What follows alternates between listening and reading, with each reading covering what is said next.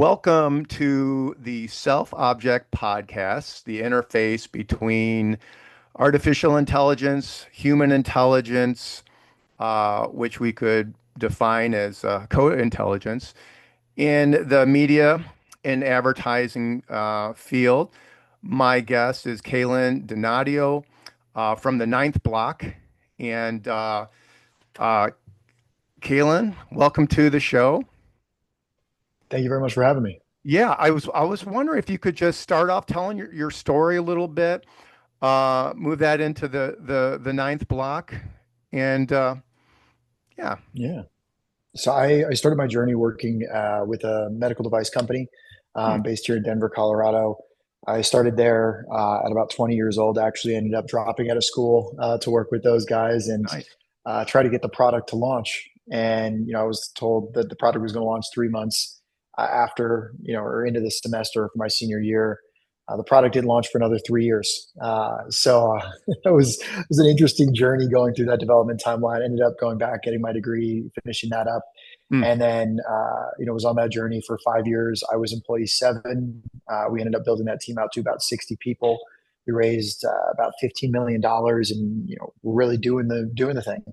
Unfortunately and fortunately, at the same time, COVID really impacted that business. We were scaling our production going into 2020 with a lot of the subcomponents of that product being manufactured in China.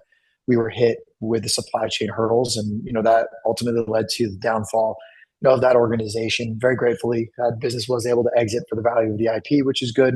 nice. But that led to me starting the Ninth Block. The Ninth Block started off as a full service marketing agency focused on the cannabis space and other emerging industries. At first, you had $10 and you needed marketing. We were the people.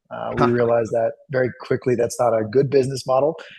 So we started transitioning to focusing on branding and PR, which actually led us to building some really incredible brands that didn't have the runway to launch. And so we worked with those businesses to build out the runway, what the budget of a launch looked like, what teams you needed. And that evolved into us actually stepping in as fractional CMOs for a lot of different organizations. We would build the brand and then we'd actually build out what that business looked like into the future. We did that for several years. And more recently, we started taking ownership in some of the projects that we're helping along, Hmm, one of which being a jewelry store, another one being an executive search team. And that's really where our experience into AI has stepped in. Working with new teams, smaller teams, we need to find ways to become more efficient. And so, the Ninth Block has started to pivot towards building marketing tools that leverage AI so that we can be more effective with the time when we're putting it towards different businesses and different clients. fascinating. So it's interesting. I have a place up in Michigan, just on the border of Illinois, Michigan, and Indiana, and there are a number of dispensaries, probably 10, that are right next to each other in Michigan. And so, and now that there's legalization in Michigan, and so I found it really interesting of just like how the dispensaries are surviving and or how they're using advertising and media. It seems like there's a lot of billboards. Um, and as I investigate a little bit more, there seems to be some pretty decent revenue with all the dispensaries, even though they're on top of each other in that little area. I mean, so I was curious with the dispensaries up there, are they using AI, or is it just kind of a word of mouth dynamic, billboards? So could you do a little bit of deeper dive into, the cannabis industry Yeah. and the using AI? Yeah, there's a couple different things I want to pick at there. I mean, with the dispensaries on the border, that has been a hallmark of cannabis efforts, since legalization started in Colorado and, Mm, their legal sales started in 2015. What was it? And so basically the effort there is, hey, if we're in a larger state that's moving more product, our cost of manufacturing is lower, our cost of dispensing is lower, and we can go and poach people from the next market over. Michigan, very specific, has a lot of licenses. They have a lot of legacy licenses, so people Mm. that have been around for a long time. And Illinois is notoriously high with taxation. So it is cheaper. I'm assuming, don't hold me to this one, that it is cheaper for people in Illinois to actually go to Michigan, make those purchases, and drive back to Illinois. Yeah. While federally illegal, it is still smarter for your pocket, or your wallet. And so we see border dispensaries in almost every state Mm. that are next to a high taxation state or a state that's not gone legal, being some of the most productive dispensaries in those markets. At the same time, certain states have rules around marketing cannabis in their state.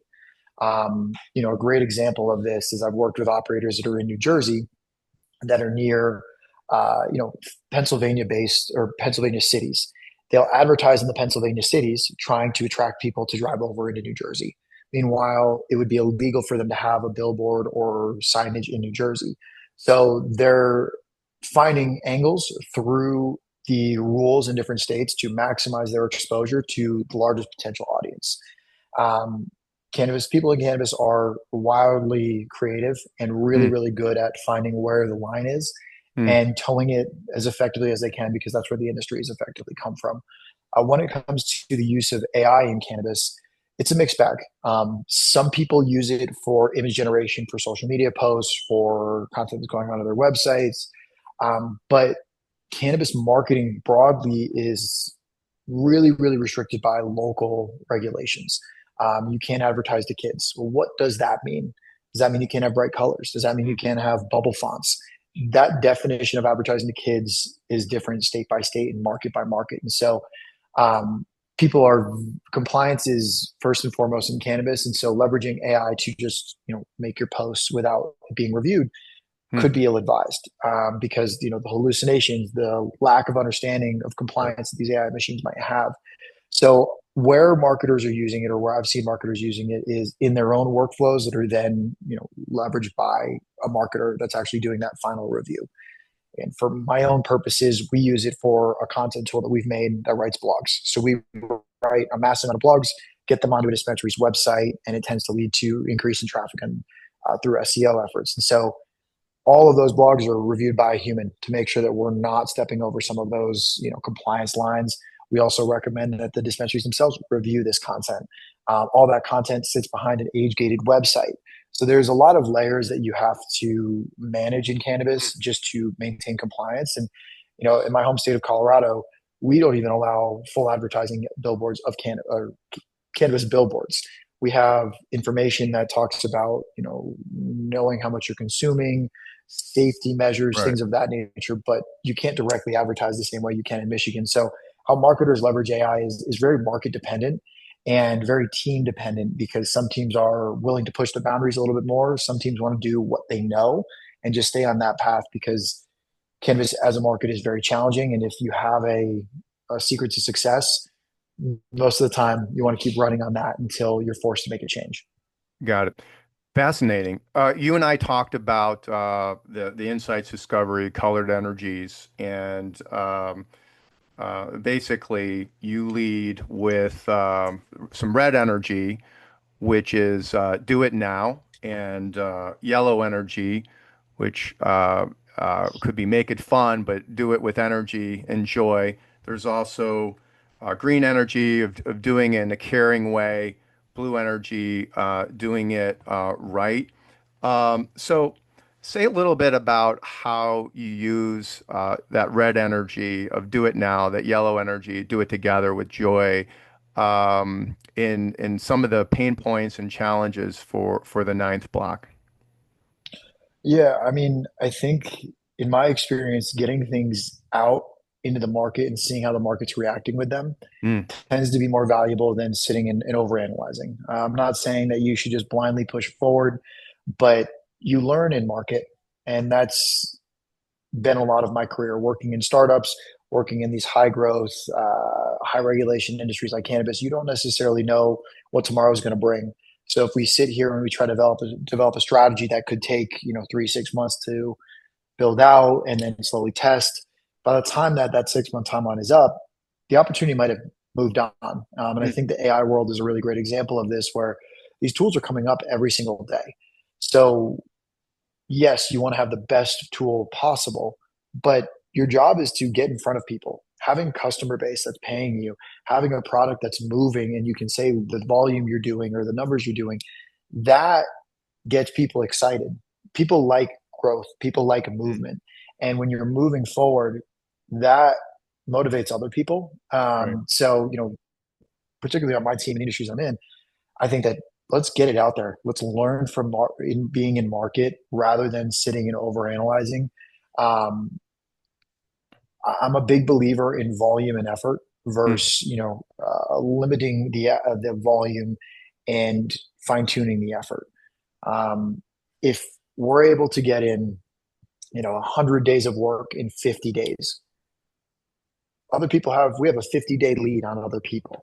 And so let's go and get things done. Let's go and improve those as we're doing it rather than just waiting. I think that in the startup world, that's incredibly important when you're racing to chase down an idea and racing to raise some money. You want to be the first, you want to be early, you want to nice. capitalize on that excitement. So I tend to lead with let's do it and Yeah, let's yeah. deal with the ramifications later. Yeah, yeah, yeah, right. And that's that red energy, right? Let's do it now and do it together is a little bit of getting in front of people. Um, Yeah. I sometimes I've heard uh people talk about work smarter, not harder. I don't know if that always works together. Like sometimes you just got to grind and use that red energy.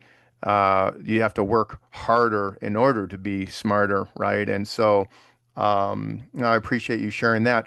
What's the future for Ninth Block? Where would you like to see it in a year from now? Yeah, like I said, we went from a, full service marketing agency to a fractional CMO agency Hmm. to now essentially running a service-based solution with this content tool that we've created. The Ninth Block will always be an agency. We want to make sure that we have our designers, we have our copywriters, we have our developers in our back pocket. But the Ninth Block is going to transition into a tool builder for marketers. Hmm. Our goal is to solve the problems that we see in front of us, solve them for ourselves and for the businesses that we run, and then solve them for others. And like I said, I have my hands in a couple different businesses right now, and as we expand those businesses, we continue to learn. Right now, we're working on this blog content automation tool, which has been a great success. But next, we want to see how we can turn those blogs into LinkedIn posts, into Instagram posts, and start building out a streamlined machine that can be toggled on and off based on the needs of that business. Hmm. Where we have one input, it creates seven outputs. Um, those outputs obviously will need to be, catered to the industry or to the platform they're on. But we want to be a product provider rather than just a service provider, that a traditional agency is. Fantastic. And you see that happening in the next 12 months, perhaps. Yeah, yeah. Right now we're in the phase of transitioning from just being an agency to being a tool development company. Hmm. We're using our agency to build out the brand of our content creation tool currently, and that's like what I said. That Block will always be an agency. We want to make sure that we have creatives, that we have the people that can build things on our behalf under our house. Having an agency and understanding the ins and outs of marketing broadly allows us to build the brand behind the tools that we're creating and support the other businesses that we're in. Um, and with knowing that we have marketing locked in and the focus on developing these tools with the development team, we're able to move very quickly. And so within the next 12 months, we expect to have 1 to 3 tools to market Hmm. that are all going to be self-service, hopefully, and or mostly self-service, so people can go onto a website and directly interact with that tool, manage it for their own clients. It'll be kind of a tool meant for agencies to hopefully solve problems for them that we're solving for ourselves. Wow, that sounds really exciting. Well, Kaelan Donadio, I really appreciate your time from the Ninth Block. Look forward to seeing uh, your red energy, your yellow energy, and what's happening for your company down the road. Thank you for the time. Okay.